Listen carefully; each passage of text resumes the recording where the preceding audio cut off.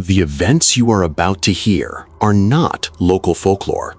They are drawn directly from the shadows of the classified forensic archives of the Spanish Guardia Civil in 1892. In the sweltering, remote sugarcane fields of the Visayas, a colonial medical examiner was called to a crime scene that defied every law of human biology. A local worker lay dead inside a locked bamboo hut. His skin was the color of ash. His veins were completely, inexplicably drained of blood. Yet there was no blood pooled on the floorboards. There was no sign of a struggle, and there was no forced entry. The terrified locals refused to touch the body. They whispered a single ancient word to the Spanish authorities: the aswang. For over a century, the history books claimed the empire was simply battling peasant superstitions. But the suppressed files suggest something far more terrifying. The Guardia Civil wasn't hunting a myth in the dark. They were desperately trying to cover up the tracks of a highly organized, phantom serial killer. Join us as we open the forbidden archives and hunt the Visayan vampire. In the late 19th century, the province of Capiz was a jewel in the crown of the Spanish colonial economy. It was a land of sprawling sugar haciendas, dense, suffocating mahogany forests, and a massive indigenous labor force that worked from the moment the sun breached the horizon until the sudden, pitch-black drop of the tropical night. To the Spanish authorities in Manila, Capiz was a spreadsheet of profits. But in the autumn of 1892, the profits suddenly stopped. A terrifying paralysis gripped the province. The sugarcane rotted in the fields. The local workers refused to leave their homes after dusk, bolting their wooden doors and burning foul-smelling herbs at their windows. The local Spanish friars reported that the churches were empty, and a profound, suffocating panic had taken root in the soil itself. Manila did not care about panic. They cared about the harvest.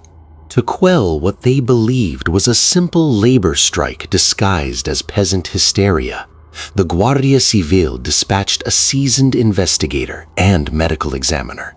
For the sake of the archives, we will refer to him by his rank in the reports, Capitan Alejandro.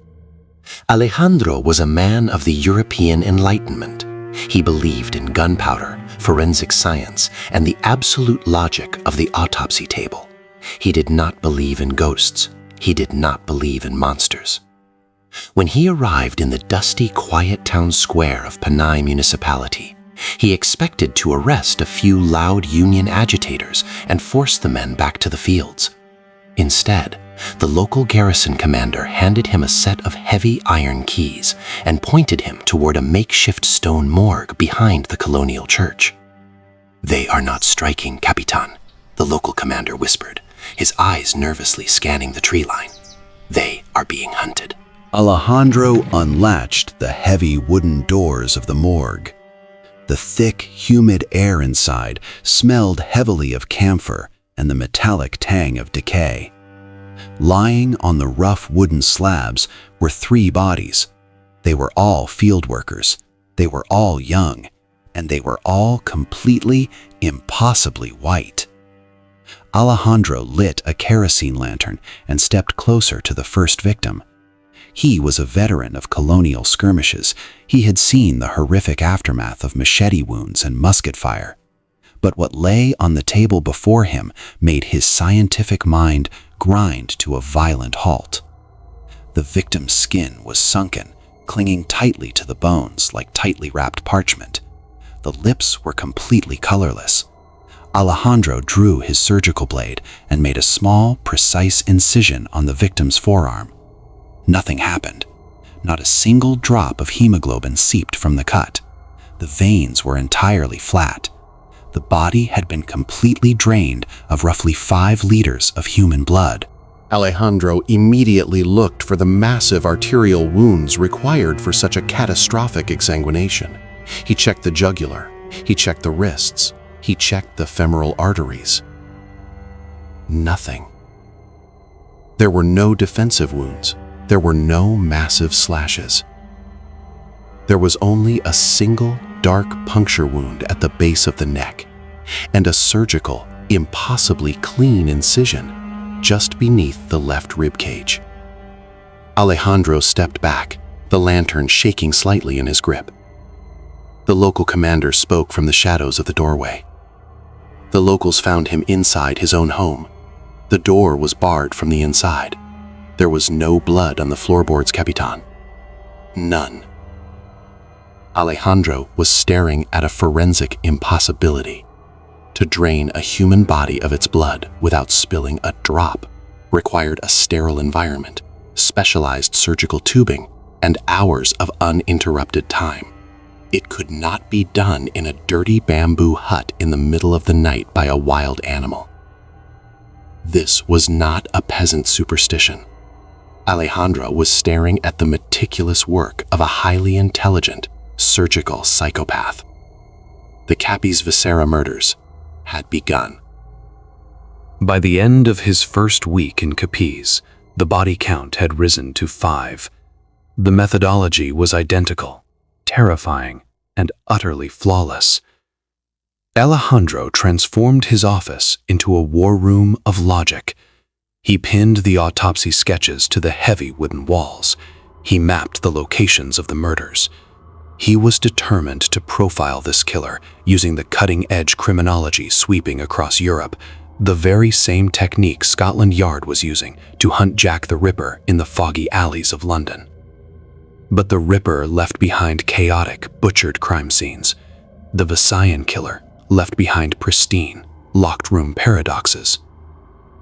Alejandro demanded that the local indigenous leaders be brought into his office for interrogation. He needed a suspect profile.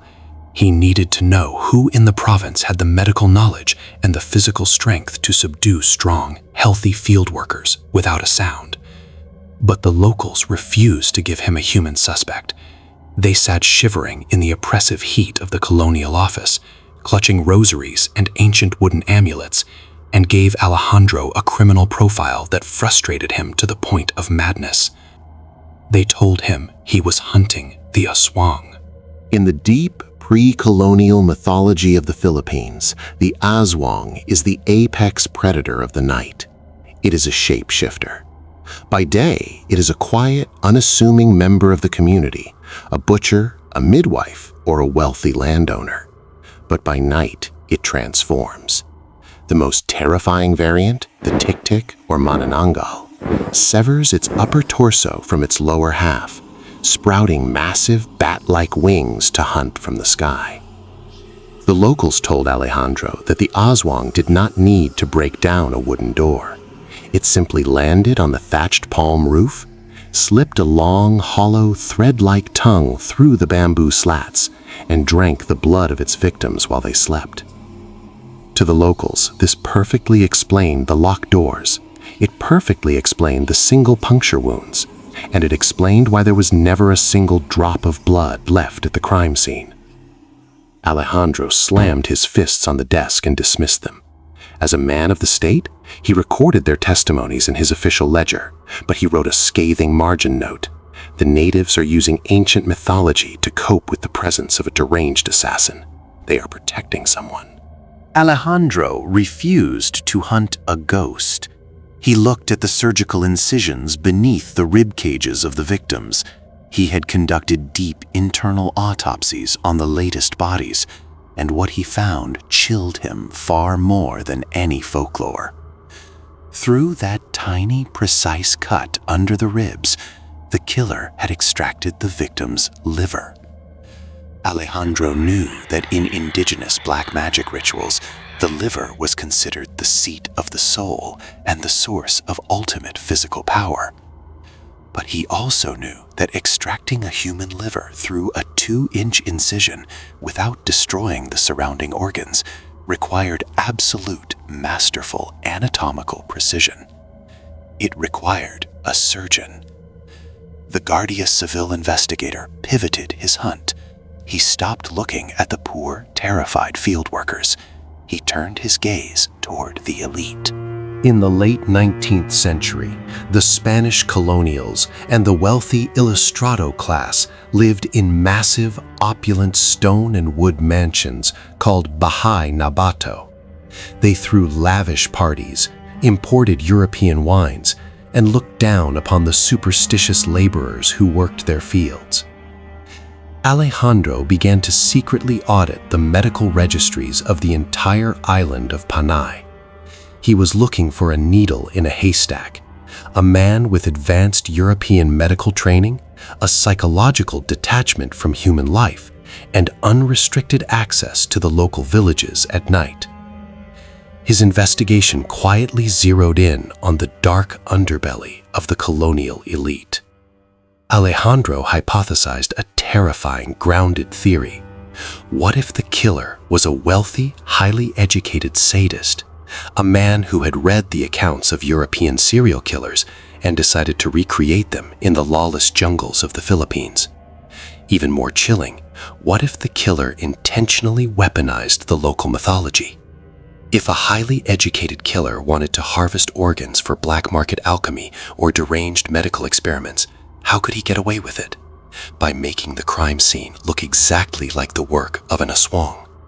If the killer drained the blood and made the precise cuts, he knew the locals would be too terrified to launch a logical investigation. They wouldn't look for a man in a surgical apron, they would look at the sky for a demon. The myth of the aswang was the perfect, impenetrable alibi for a human monster. Alejandro's theory gained terrifying traction when he discovered a pattern in the Guardia Civil patrol logs. On the nights of the murders, local patrols had reported seeing a dark, unmarked horse-drawn carriage moving swiftly along the dirt roads near the affected villages. A peasant worker did not own a carriage. A flying monster did not need one. Alejandro requested search warrants from the regional governor to raid the estates of 3 prominent landowners and a disgraced Spanish physician living in exile on the edge of the province. The warrants were immediately and inexplicably denied. The message from the political elite was clear. The Guardia Civil was permitted to harass the poor, but they were strictly forbidden from pointing their lanterns at the rich. Frustrated and isolated, Alejandro realized that if he wanted to catch the Visayan Ripper, he would have to do it outside the law. He would have to catch the killer in the act. The moon was completely obscured by thick, heavy rain clouds on the night Alejandro decided to break protocol. He had mapped the killer's radius and identified an isolated cluster of nipa huts on the edge of a massive, unharvested sugar estate. He ordered his 2 most trusted, tight-lipped soldiers to accompany him. They did not wear their crisp, white colonial uniforms. They wore dark peasant clothing, their heavy service revolvers concealed beneath woven blankets. They positioned themselves in the pitch-black shadows of a massive balete tree 50 yards from the huts. The jungle was deafeningly loud with the sound of cicadas and frogs. For 4 hours, nothing moved. The heavy, humid air felt like a physical weight on Alejandro's chest. At exactly 2 in the morning, the deafening noise of the jungle suddenly stopped. It didn't fade out, it ceased instantly, as if a massive, invisible switch had been pulled. The absolute silence was far more terrifying than the noise. One of the soldiers beside Alejandro began to tremble, his hand gripping his rosary so tightly his knuckles turned white. Then Alejandro heard it, a soft, rhythmic, heavy thud coming from the dirt road, the unmistakable sound of a high-quality leather boot stepping carefully through the mud. Alejandro raised his revolver, his finger resting lightly on the trigger. A tall, broad-shouldered silhouette emerged from the tall sugarcane stalks. The figure was wearing a long, dark European traveling coat and a wide-brimmed hat that completely obscured his face. He was carrying a heavy black leather medical bag. Alejandro's scientific heart pounded against his ribs. He was right. It wasn't a demon. It was a man, a wealthy, educated man, carrying the tools of his horrific trade. The figure moved with eerie, fluid grace toward the furthest nipa hut. He did not try to force the heavy bamboo door. Instead, he reached into his coat and pulled out a long, thin, custom-forged iron tool. With a few silent, practiced movements, he slipped the tool between the bamboo slats and effortlessly lifted the heavy wooden locking bar from the inside. The door creaked open. The figure stepped into the darkness of the hut. Alejandro gave the silent signal. The three men broke from the tree line, sprinting silently across the wet grass, their revolvers raised. Alejandro reached the doorway and violently kicked the bamboo door wide open, raising his kerosene lantern to flood the small room with harsh yellow light. "Guardia Civil, do not move!" Alejandro roared. But the room was utterly silent. Alejandro swung the lantern wildly. In the corner of the hut, a young male worker lay on the bamboo mat. He was already dead. His skin was stark white. Alejandro rushed to the body. It was still warm. The puncture wound on the neck was fresh, but the killer was gone. Alejandro spun around, his revolver tracking the shadows. The hut was no larger than 10 square feet. There were no back doors. The single window was securely barred from the inside with thick rattan ties that hadn't been touched. There was nowhere to hide. There was no physical way the man in the dark coat could have escaped the room in the 10 seconds it took Alejandro to cross the yard. One of the soldiers suddenly dropped his revolver. He was staring at the ceiling, his eyes wide with a terror that transcended human understanding. Alejandro slowly raised his lantern toward the thatched palm roof. The light caught something wet and glistening clinging to the heavy bamboo rafters. It was a massive, horrific smear of dark, coagulated blood, and etched deeply into the hardwood beams beside it were 3 massive, jagged claw marks, gouges far too deep and far too wide to have been made by any human tool. A heavy, metallic scraping sound suddenly echoed from the tin roof directly above their heads. Something massive shifted its weight. Before Alejandro could raise his weapon, the sound of violent, leathery wings snapping open shattered the silence, followed by a sudden, violent gust of wind that blew the kerosene lantern completely out. Plunged into absolute blackness, the 3 men stood frozen, listening to the sound of something impossibly large flying away into the canopy of the Visayan night. Alejandro did not sleep that night. He sat at his heavy wooden desk, his hands covered in the victim's blood, staring at a blank page in his official ledger. He was a man of science. He had seen a man in a European coat. He had seen a medical bag. He had seen lockpicks. But he had also seen a locked room, claw marks in the rafters, and heard the sound of leathery wings that defied every logical axiom he had built his career upon. Was the killer an incredibly agile human escape artist utilizing hidden traps in psychological warfare?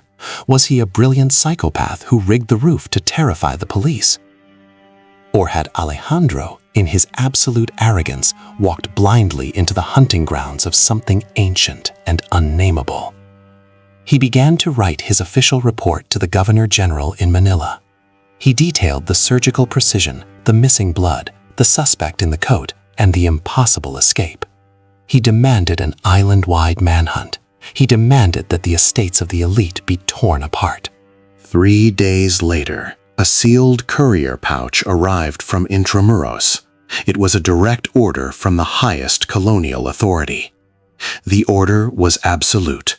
Capitan Alejandro was to immediately cease all investigations into the Capiz murders. The official cause of death for all victims was to be legally classified as rabid wild dog attacks. Alejandro was reassigned to a meaningless administrative post in a different province, effectively exiling him from the evidence. The local Guardia Civil garrison was ordered to burn the morgue records. The case of the Visayan vampire was officially erased from the timeline of human justice. Why did the Spanish Empire suppress the investigation? Did Alejandro get too close to a powerful aristocratic serial killer who had deep financial ties to the colonial government? Was the order from Manila a calculated move to protect one of their own from the guillotine, allowing a sadistic surgeon to hide behind the myth of a monster?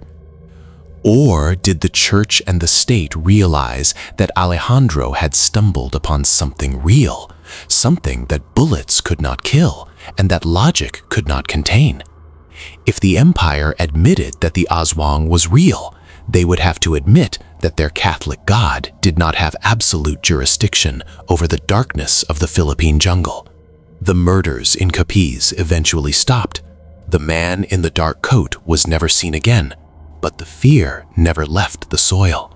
To this day, Capiz is globally recognized as the heartland of the Aswang.